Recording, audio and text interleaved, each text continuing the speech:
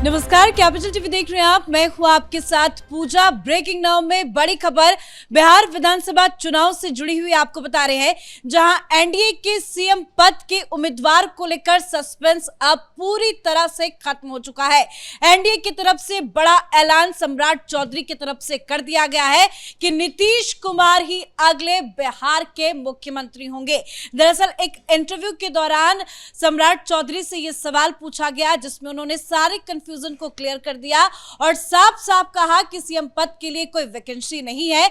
अभी भी नीतीश कुमार हमारे मुख्यमंत्री हैं और आने वाले दिनों में भी नीतीश कुमार ही बिहार के अगले मुख्यमंत्री बनने जा रहे हैं। यानी कि एनडीए की तरफ से अब सब कुछ क्लियर है कि सीएम कैंडिडेट नीतीश कुमार ही होंगे। यानी कि आने वाले दिनों में जब बिहार चुनाव में बंपर जीत एनडीए की होगी, जिसका दावा सम्राट चौधरी की तरफ से किया गया है, उसके बाद नीतीश कुमार को ही बीजेपी मुख्यमंत्री बनाने जा रही है। तो इससे जुड़ी तमाम बड़ी अपडेट आपको बताएंगे। मेरे साथ न्यूज रूम से जुड़े हुए हैं हमारे सहयोगी और सीनियर जर्नलिस्ट राज सिंह। बहुत सारा कंफ्यूजन था, बहुत सारी चर्चाएं हुई। तेजस्वी यादव भी बार बार कह रहे थे कि आप बताइए आपका नेता कौन है, लेकिन अब जो सम्राट चौधरी की तरफ से ऐलान किया गया है कि नीतीश कुमार ही सीएम होंगे, क्या कोई प्रेशर की वजह से ऐलान किया गया है?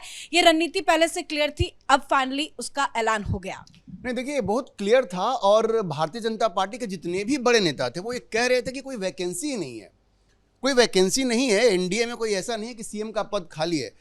आमतौर पे क्या होता है कि एक आपका सिटिंग सीएम है और जब आप उसके नेतृत्व में ही चुनाव लड़ रहे हैं तो इसका मतलब ये है, और जब ये कहा जा रहा है कि वो हमारा चेहरा है, तो ये मान के आप चलिए कि जब चुनाव परिणाम आते हैं तो उसके बाद वही व्यक्ति मुख्यमंत्री होगा। ये खुल करके नहीं कहा गया, ये इशू बनाया जा रहा था। लेकिन आप देखिए, जब रविशंकर प्रसाद से पूछा गया तो उन्होंने भी कहा कोई वैकेंसी नहीं है। और इस बार सम्राट चौधरी जो वहां के उप मुख्यमंत्री हैं, उन्होंने ऑन रिकॉर्ड इंडियन एक्सप्रेस को दिए एक इंटरव्यू में कहा है कि भाई नीतीश जी हमारे मुख्यमंत्री हैं और वही आगे रहेंगे। तो इसमें कोई कंफ्यूजन की बात नहीं है। और मैं देख रहा था कि संजय झा, उन्होंने भी आज एक टाइम्स ऑफ इंडिया को इंटरव्यू दिया, उसमें भी उन्होंने कहा है कि भाई इस पे सारे जो सहयोगी दल हैं वो सब एक मत हैं कि नीतीश कुमार ही, अगर एनडीए चुनाव जीतती है तो नीतीश कुमार ही मुख्यमंत्री होंगे। तो ये जो आक्रमण किया जा रहा था महागठबंधन की तरफ से एनडीए के ऊपर कि भाई हमारे पास तो तेजस्वी यादव है, आपके पास कौन है, तो अब उसका जवाब मिल गया है। उप मुख्यमंत्री ने बिल्कुल स्पष्ट कर दिया है, जो वर्किंग प्रेसिडेंट हैं जदयू के, उन्होंने स्पष्ट कर दिया है, रविशंकर प्रसाद ने कह दिया है कोई वैकेंसी नहीं है। तो मुझे लगता है अब इस पे कोई कंफ्यूजन नहीं होना चाहिए। बार बार बड़े भी जितने नेता है, चाहे वो अमित शाह हो या पीएम मोदी, भी मन से बार बार नीतीश कुमार की तारीफ करते हुए नजर आ रहे हैं। और अमित शाह ने भी एक बार कहा है कि हाँ, हम नीतीश कुमार के नेतृत्व में ही चुनाव लड़ रहे हैं, चाहे वो चिराग पासवान हो। तमाम बड़े नेता जो एनडीए के, वो यही कह रहे हैं कि नीतीश कुमार के नेतृत्व में चुनाव लड़ा जा रहा है, लेकिन मुख्यमंत्री ही बनेंगे चुनाव के बाद, इस चीज का ऐलान नहीं किया गया था, जिसको महागठबंधन मुद्दा बना रहा था। तो अब क्लियर कट ये मैसेज जनता तक भी पहुंच गया है कि नीतीश कुमार ही मुख्यमंत्री होंगे। अब कोई कंफ्यूजन नहीं, कोई कंफ्यूजन नहीं। आपने देखा प्रधानमंत्री ने अपनी रैली में कहा, उनकी तारीफ की और यह कहा कि इनके नेतृत्व में ही हम लोग जाकर के चुनाव लड़ रहे हैं। इतनी बात तो कह दी ना। अमित शाह ने यह भले कहा था कि भाई उसके बाद, चुनाव के बाद विधायक दल की बैठक होगी और उसमें नेता चुना जाएगा। ये एक सामान्य प्रक्रिया, स्वाभाविक प्रक्रिया है। लेकिन मैं आपको एक दूसरी चीज बताता हूँ। जो बिहार के जो जर्नलिस्ट हैं, वहाँ के जो पत्रकार हैं, उनसे जब आप बात करेंगी तो उनका ये कहना है कि भाई देखिए, इसकी एक संभावना है कि चुनाव बनने के बाद कुछ समय के लिए नीतीश कुमार मुख्यमंत्री रहें और शायद उसके बाद भारतीय जनता पार्टी उनकी जगह पे किसी और को लाए या गठबंधन किसी और को लाए। लेकिन इमीडिएटली चुनाव के बाद नीतीश कुमार ही होंगे, ऐसा लग रहा है। क्योंकि अब अगर उप मुख्यमंत्री हैं, वो आकर के ऑन रिकॉर्ड कह रहे हैं कि भाई वही होंगे और बाद में वो पलटेंगे, तो चीज़ें थोड़ी सी मुश्किल हो जाएंगी। तो ऐसा लगता है कि जो एनडीए है उसने ये मन बना लिया है कि जब चुनाव वो जीतेंगे उसके बाद नीतीश कुमार ही मुख्यमंत्री होंगे। ये हो सकता है कि कुछ समय के बाद शायद नीतीश कुमार को एक ससम्मान उनको विदा किया जाए, इसकी एक संभावना बनती है। ऐसा कोई ऑन रिकॉर्ड बीजेपी ने कहा नहीं है, लेकिन वहाँ के जो पत्रकार हैं, जिनसे जो बात होती है, वो कहते हैं कि ऐसी सुगबुगाहट हो रही है कि हो सकता है कि कुछ समय के लिए नीतीश कुमार रहें, उसके बाद उनको सम्मान के साथ कोई और पद दिया जाए और कोई दूसरा मुख्यमंत्री बने, ये हो सकता है। लेकिन जहां तक ये कहना कि चुनाव के बाद मुख्यमंत्री नीतीश कुमार नहीं होंगे, उसको रिकॉर्ड बिल्कुल स्ट्रेट कर दिया है सम्राट चौधरी ने कि भाई वही हमारे मुख्यमंत्री होंगे। तो इस पर कोई कंफ्यूजन नहीं होना चाहिए। हालांकि कंफ्यूजन तो महागठबंधन की तरफ से क्रिएट किया गया। खैर, तेजस्वी यादव अब उन्होंने आज एक बार फिर से 5 बड़े बड़े वादे और ऐलान कर दिए। ये लॉलीपॉप हर दिन जनता को क्यों थमा रहे हैं? देखिए, लॉलीपॉप इसलिए कि बिहार में क्या है ना कि लोग वहाँ, देखिए, दो चीज़ों का बड़ा वहाँ पे क्रेज है। एक तो सरकारी नौकरी का और दूसरे पेंशन का। हर कोई एक आराम की ज़िंदगी चाहता है। सरकारी नौकरी इसलिए नहीं, कोई देश सेवा करना है, राज्य सेवा करना है, वो आराम से रहे भाई, हर महीने उनको सैलरी आए और रिटायर हो जाए तो उसके बाद पेंशन भी आए, यही चीज़ होती है। सरकारी नौकरी कितनी बड़ी चीज़ है इसका अंदाज़ा आप इससे लगाइए कि जब लालू प्रसाद मुख्यमंत्री बन गए और जाकर उन्होंने अपनी माँ को बताया कि हम मुख्यमंत्री बन गए हैं, तो माँ ने कहा कि तुम्हें सरकारी नौकरी नहीं मिली जो मुख्यमंत्री बन गए हो। अब सोचिए कि कितना क्रेज है सरकारी नौकरी का। तो तेजस्वी इसी को एक्सप्लॉइट करना चाह रहे हैं। दरअसल हर किसी की इच्छा है कि वहाँ पे हम सरकारी नौकरी में जाएं, तो हर घर को हम सरकारी नौकरी देंगे, जो संभव ही नहीं है। सम्राट चौधरी ने भी इस इंटरव्यू में बताया, और वो फाइनेंस मिनिस्टर भी रहे हैं। 3,17,000 करोड़ का आपका बजट है, अगर हर घर को आप एक सरकारी नौकरी देंगे तो उतना पैसा ही नहीं आपके पास। अगर ये जीविका दीदी जो है उनको भी 30,000 महीना देंगे, उसके लिए पैसा नहीं है आपके पास। और उन्होंने बताया कि 3,17,000 करोड़ में से सिर्फ 65,000 करोड़ जो है वो बिहार का अपना रेवेन्यू जो आप जनरेट करते हो, बाकी पैसा केंद्र से आता है सेंट्रल टैक्स में जो आपका शेयर बनता है। तो फाइनेंशियली ये वायबल ही नहीं है। लेकिन तेजस्वी को किसी तरह से चुनाव जीतना है। अब ये पेंशन कह दिया कि पंचायत में जो प्रतिनिधि हैं ये उन सबों को हम पेंशन देंगे। भाई पैसा है आपके पास। और इससे ये भी लगता है कि शायद तेजस्वी को ये मालूम है कि वो मुख्यमंत्री बनेंगे नहीं, महागठबंधन जीतेगा नहीं, इसलिए चाहे जो वायदे कर दो कि हम सरकारी नौकरी देंगे, हम ये भी तो उनको बताना चाहिए कि ये पैसे वो कहाँ से लाएंगे, इतना बजट है क्या इनके पास? उसका जवाब नहीं है ना उनके पास।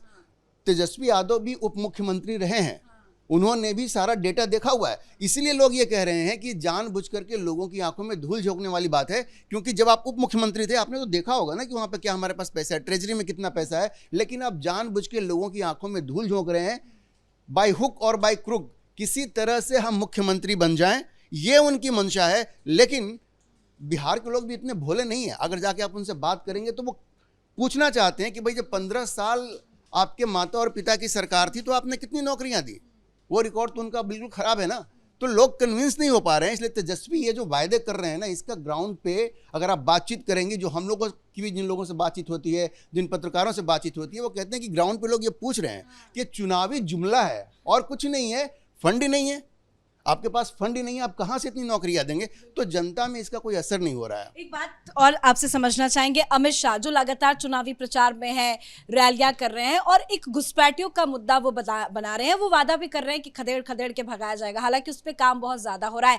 ये कितना बड़ा मास्टर स्ट्रोक खेला गया है बिहार चुनाव से पहले अमित शाह की तरफ से? देखिए, ये एक बहुत बड़ा मुद्दा है, सिर्फ बिहार के लिए मुद्दा नहीं है, बिहार के लिए प्रासंगिक है वो तो है ही, पूरे देश में घुसपैठियों की एक बहुत बड़ी संख्या है। और देखिए जो SIR भी अब शुरू हो रहा है, उसमें भी ये ऑब्जेक्टिव यही है कि जितने भी लोग बाहर से भारत में घुस आए हैं, जो यहाँ के नागरिक नहीं हैं और फर्जी तरीके से उन्होंने वोटर लिस्ट में अपने आप को ऐड करवा लिया है, यहाँ का आइडेंटिटी कार्ड ले लिया है, उन सबों को पहले तो उनकी पहचान की जाए और उसके बाद उनको पकड़ के बाहर किया जाए। बिहार के संदर्भ में इसकी उपयोगिता तो है ही, प्रासंगिकता भी है, लेकिन ये पूरे देश के लिए एक बड़ा मामला है।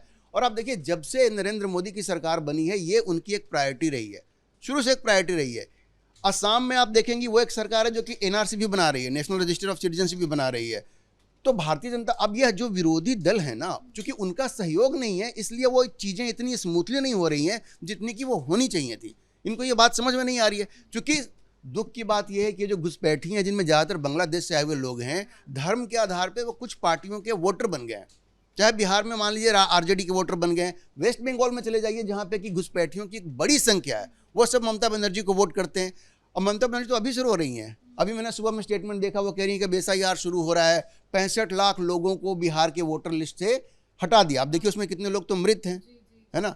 तो ये गलत आरोप लगा करके लोगों को भड़का करके ये ममता बनर्जी इस तरह की बात कर रही है। लेकिन अमित शाह ने जो कहा है वो दिखाता है कि सरकार की प्रायोरिटी है और ऐसा होना चाहिए। ऐसी कोई वजह नहीं है, कोई भी देश, जैसे लोग डोनाल्ड ट्रंप को कहते हैं ना, जब वो कहता है घुसपैठियों को, घुसपैठिए हुए जो अवैध तरीके से वहाँ चले गए हैं, भारत में किसी भी इस तरह के व्यक्ति को जो कि फर्जी तरीके से आ गया है, उसको वोट देने का अधिकार कैसे हो सकता है, या एम्प्लॉयमेंट का भी अधिकार कैसे हो सकता है। हमारी इतनी बड़ी पॉपुलेशन है, अनएम्प्लॉयमेंट इतनी बड़ी समस्या है, भाई हम लोग कैसे इसको बर्दाश्त कर सकते हैं। सरकार इस मामले में बिल्कुल सही है और गृह मंत्री ने जो बयान दिया है वो इस लिहाज से बहुत इंपॉर्टेंट है। तो आने वाले भी दिनों में इसको और मुद्दा बनाया जाएगा, इस तरह के और बयानबाजी सामने आएंगे तमाम बीजेपी के नेताओं की तरफ से? बिल्कुल होगा। अब जैसे जैसे जैसे ये SIR शुरू होगा, जैसा कि आपको पता है कि पहले फेज में तकरीबन 10 राज्यों में ये SIR शुरू होगा, जिसमें कि 5 राज्य तो वो हैं जहाँ इलेक्शन होने वाले हैं। आप देखिए केरल है, तमिलनाडु है, पुडुचेरी है, वेस्ट बंगाल है और असम है। तो इन 5 राज्य तो होंगे ही, इनके साथ साथ 5-6 राज्य और भी होंगे जिसमें यूनियन टेरिटरी भी होगी। तो 2 फेज में ये होना है। जैसे जैसे SIR शुरू होगा ना, आप ये देखिए कि ये लोग जो विपक्ष हैं वो एक तो सुप्रीम कोर्ट में जाएंगे, लेकिन वहाँ भी कुछ होने वाला नहीं है, क्योंकि सुप्रीम कोर्ट ने एक टेम्पलेट सेट कर दिया है कि जिस टेम्पलेट पे आपने बिहार का किया है SIR उसी टेम्पलेट पे होगा, तो वहाँ जाके उनको कोई राहत मिलेगी ये तो नहीं होने वाला है। तो मुद्दा तो ये बनेगा, विपक्ष मुद्दा बनाएगा, लेकिन जनता भी देखेगी कि एक तरफ नरेंद्र मोदी की सरकार है जो घुसपैठियों को बाहर फेंकना चाहती है, और दूसरी तरफ ये लोग हैं जो बाहर से आए फर्जी तरीके से भारत में आए लोगों को यहाँ पे वोट बैंक के रूप में इस्तेमाल करना चाहते हैं। धन्यवाद सर अपडेट के लिए। तो बिहार में विधानसभा का चुनाव के पहले चरण के लिए वोटिंग 6 तारीख को होगी, जिसके पहले तमाम राजनीतिक दलों की तरफ से रैलियां की जा रही है। वो मुद्दे उठाए जा रहे हैं जो महागठबंधन की टेंशन खास करके बढ़ा रहा है। अमित शाह घुसपैठियों का मुद्दा उठाए हैं जो तेजस्वी यादव के लिए झटका है, क्योंकि SIR को लेकर भी जबरदस्त तेजी से काम हो रहा है। तो वहीं CM को लेकर जो सवाल महागठबंधन की तरफ से उठाए जा रहे थे, उस सवाल का जवाब सम्राट चौधरी की तरफ से दे दिया गया है। सम्राट चौधरी ने साफ कर दिया है कि नीतीश कुमार ही अगले बिहार के मुख्यमंत्री बनने जा रहे हैं। इस बड़ी खबर में मेरे साथ फिलहाल इतना ही। कैमरा पर्सन राजकुमार के साथ मैं पूजा, कैपिटल TV।